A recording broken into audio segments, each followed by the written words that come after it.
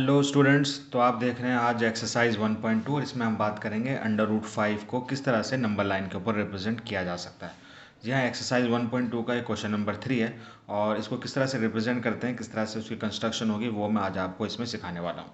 तो चलिए, इसके लिए हमें पहले चाहिए एक नंबर लाइन। तो हम with the help of scale एक नंबर लाइन ड्रॉ कर लेते हैं।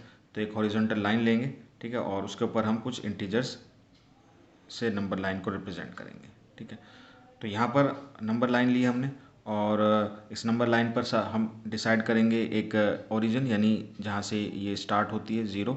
इसके राइट साइड में पॉजिटिव नंबर्स होंगे और लेफ्ट साइड में नेगेटिव नंबर्स होंगे, ठीक है। तो इस तरह से ये दोनों तरफ infinitely number line right side और लेफ्ट साइड दोनों की तरफ जाएगी।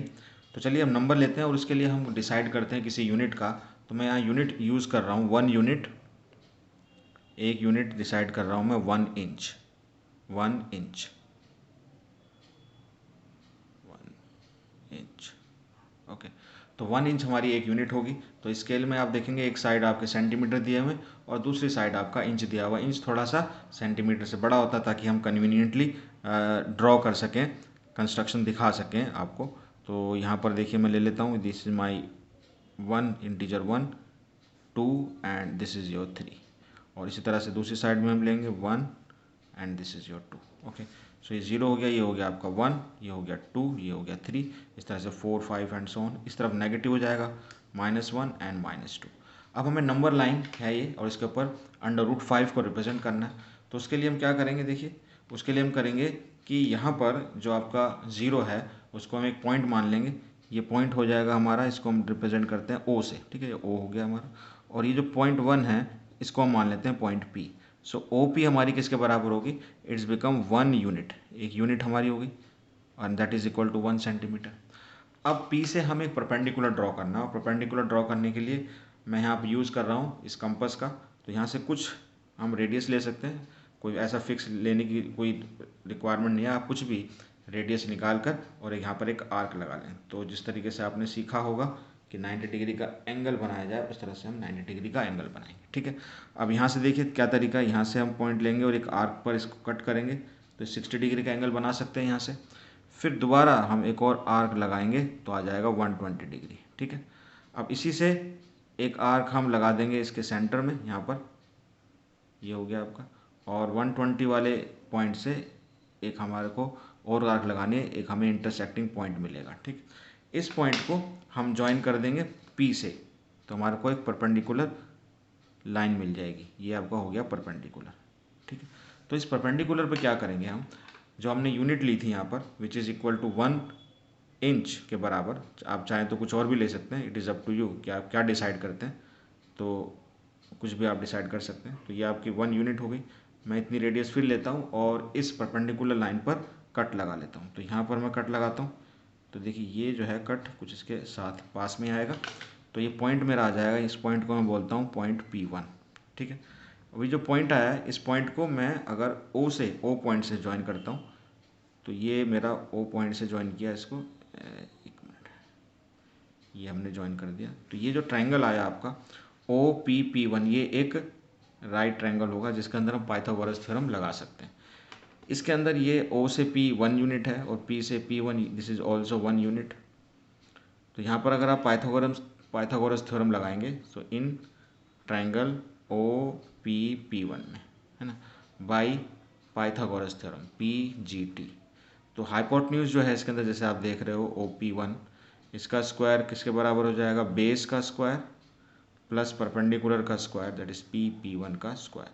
तो OP हमारा कितना है 1 और PP1 कितना है वो भी, तो दोनों का 1 स्क्वायर हो जाएगा 2। सो OP1 इज बिकम √2। तो ये जो वैल्यू आएगी ये आपकी आ जाएगी √2, ठीक है। अब अगर क्वेश्चन में आपके √2 पूछा गया होता कि उसको आप नंबर लाइन पर रिप्रेजेंट करें, तो यहाँ पर क्वेश्चन ख़त्म होने वाला है कि आप इस OP1 को मेज़र करेंगे एज ए रेडियस और इसी को एक आर्क को बढ़ाएंगे आगे और नंबर लाइन के ऊपर कट करा देंगे। तो जहाँ ये नंबर लाइन पर कट करेगी वही पॉइंट आपका, दिस पॉइंट, ये जो पॉइंट आपका आया यही रिप्रेजेंट करेगा आपको √2, ठीक है। लेकिन हमको रिप्रेजेंट करना है यहाँ पर √5। तो हम आगे और प्रोसीड करेंगे और अब हम P1 पर एक परपेंडिकुलर ड्रॉ करेंगे। तो हमारा पॉइंट P ये है यहाँ पर, ठीक है। तो यहाँ से फिर मैं कुछ भी रेडियस ले सकता हूँ और एक आर्क लगा लेता हूँ।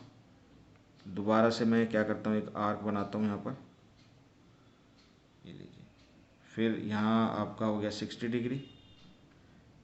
फिर यहाँ से हमने कट किया इसको 120 और फिर इन दोनों पॉइंट से एक एक आर्क और लगाया यहाँ पर।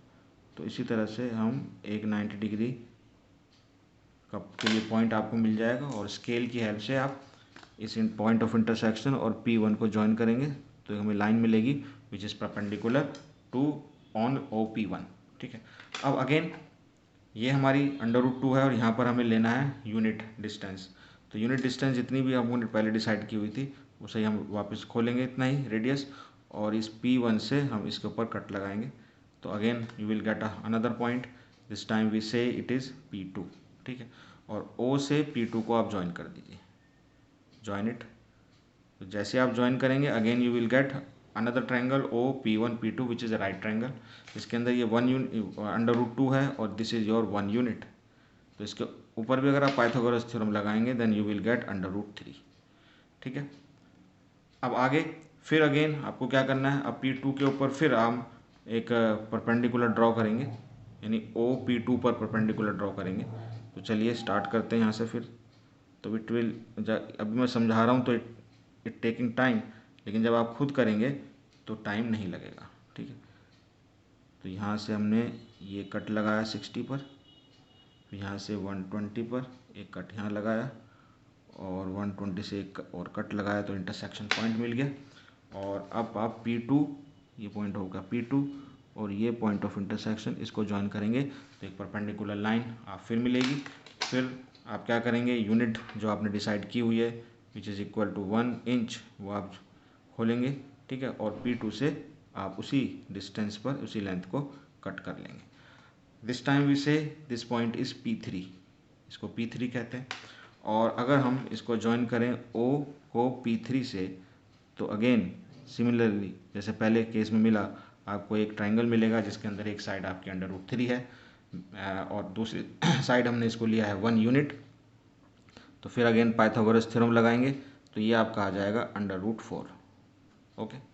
तो देखिए √2, √3, √4। अब नेक्स्ट स्टेप में आपको √5 मिल जाएगा। तो चलिए एक स्टेप और इसी को दोबारा से रिपीट कर लेते हैं। अगेन 90 डिग्री का एंगल बनाएंगे। ठीक है। यहाँ से ये लिया 60, यहाँ से ये लिया 120, ये एक आर्क लगाया और यहाँ से ये लगा। ठीक है, मिल गया आपको। अब आप P3 को और इस पॉइंट ऑफ इंटरसेक्शन को मिलाएं तो इस तरह से आपको एक परपेंडिकुलर लाइन अगेन मिलेगी। और फिर यूनिट लेंथ को आप फिर खोलें, फिर अगेन OP के बराबर यानी which is 1 unit which is equal to 1 inch. तो P3 से आप इतनी लेंथ मेज़र कर लें। ठीक है। आपको जो पॉइंट मिला अब इसको हम बोल देंगे कंसिक्वेंटली P4। अब फाइनली आप O को और P4 को ज्वाइन कर दें। तो अब इस केस में क्या होगा, √4 है और ये जो है आपकी डिस्टेंस P3 से P4 ये कितनी है, ये आपकी 1 यूनिट है। तो इसमें आप पाइथागोरस थ्योरम लगाएं तो ये आपको मिलेगा √5। तो फाइनली हमारे को लेंथ मिल गई √5 की। कितनी लेंथ होती है। अब इसी को अगर आप नंबर लाइन पर रिप्रेजेंट करना चाहें तो कर सकते हैं, जैसे आपने √2 को रिप्रेजेंट किया। ठीक है ना। और अगर आपको √3 रिप्रेजेंट करना होता तो आप इतनी रेडियस खोलते यहाँ पर। ठीक है। और यहाँ से आप आर्क लगाते तो ये एक पॉइंट आता है यहाँ पर। अब √4 को अगर आप खोलेंगे, देखिए √4 है, इसको आप खोलेंगे यानी OP3 के बराबर आप रेडियस लेंगे। ठीक है। और इसको आप ज्वाइन करेंगे तो ये देखिए बिल्कुल मेरा यहाँ पर √2 के पास आया है। दरअसल इस यहाँ पर कुछ ना कुछ तो प्रिसिशन में गड़बड़ हुई है। अदरवाइज़ ये जो आपका √2 है वो √4 जो है वो 2 के बराबर ही होता है। तो आप एक्यूरेटली करेंगे तो ये बिल्कुल √2 पर ही जाकर हिट करेगा, यानी इसको कट करेगा। ठीक है। तो अब आपको समझ में आ गया होगा। इस तरह से √5 के लिए आप क्या करेंगे, इस लेंथ को लेंगे और इसको भी आप नंबर लाइन के ऊपर रिप्रेजेंट करा देंगे। तो इस तरह से यहाँ पर आ गया। ठीक है। तो जो पॉइंट आपको मिल रहे हैं, ये वाला जो पॉइंट है दैट इज़ √3, दिस इज़ √4 और ये जो पॉइंट आपका आएगा वो √5 आएगा। तो this is the representation of √5 on the number line. तो आप √3 भी कर सकते हैं, यहाँ भी रोक सकते हैं। √3 या √2 जहाँ भी तक भी करना हो उस स्टेप पर आप उसको रोक सकते हैं। तो अगर आपके ज़्यादा नंबर का क्वेश्चन आएगा तो √5 तक आपको जाना पड़ेगा। तो इस तरह से ये क्वेश्चन किया जाएगा। अगर आपको ये वीडियो पसंद आई है तो इसको आप सब्सक्राइब जरूर करें, अगर आप अभी तक आपने सब्सक्राइब नहीं किया है, और इस वीडियो को शेयर और लाइक ज़रूर करें। Thank you for watching.